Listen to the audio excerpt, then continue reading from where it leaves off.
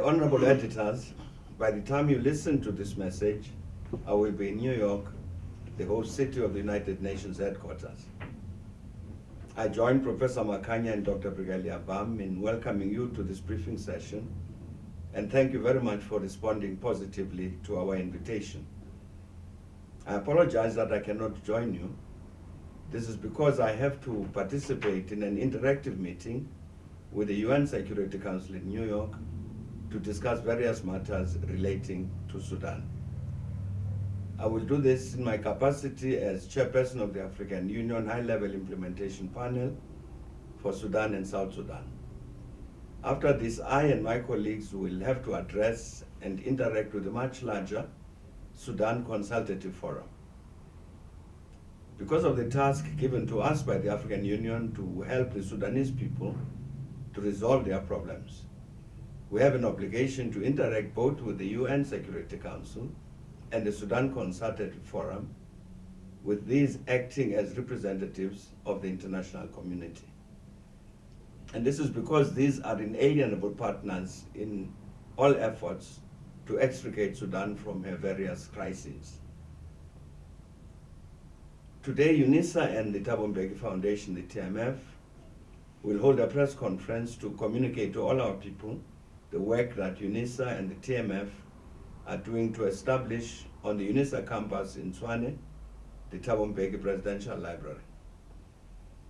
Coinciding with the 20th anniversary of our country's transition to democracy, this will be the first time that our country establishes a presidential library. We intend that this library should be a national asset. As such an institution, it should serve as a center of learning, of debate and reflection, focused on the pursuit of the objective of the Renaissance of Africa. We thought that it was important that we speak directly to you, our country's eminent editors, to interact with you about all matters relating to our planned presidential library. There are a number of reasons for this. One of these is that we believe that we owe you an obligation to inform you about an initiative we believe is as important as the establishment of the Presidential Library. And the second reason is that we are convinced that we need your advice and inputs about everything you might consider to be relevant to the establishment of the library. The third is that this library will have to access the archives of your various media organizations relevant to the information the library will have to gather as part of its mission. And the fourth reason is that we will have to ensure that the information and knowledge the library will collect is presented in a user-friendly manner, both to you as communicators and the general public. Your advice in this regard will be critically important. In our interaction today, we will speak about the planned Thabo Mbeki Library. As far as we know, it is only in the United States of America that there exists the institution of presidential libraries. Accordingly, we've spent a considerable amount of time and effort to study the US presidential libraries. We have visited and interacted with many of these to learn as much as we could about the functioning of these libraries. This has helped greatly to enable us to define what we need to do to design the Thabo Mbeki Presidential Library. It is obvious that even after the launch of the library next year, we will have to understand and accept that the establishment of the library will amount to a work in progress as we improve its functioning, informed by our practical experience. And our sincere wish is that we will continue to work and interact with you as we improve the functioning of the library. The library will collect and make available to the public all available written, electronic, and other material originating from and associated with Thabo Mbeki.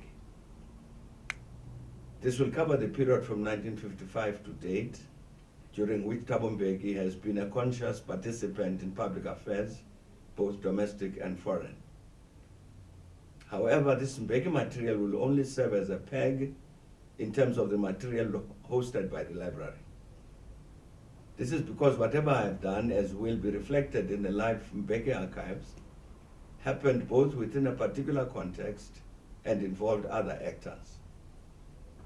The library will therefore strive also to document such contexts and the activities and views of the other actors to whom I have referred.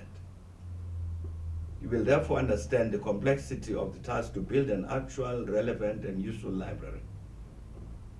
And given the importance which the library will have to attach to the mission of the liberation and development of South Africa and the Renaissance of Africa, I think that it will be inevitable that the library will have to consider whether its collected materials should not start with the first Pan-African Congress, which was held in Manchester, England in 1900.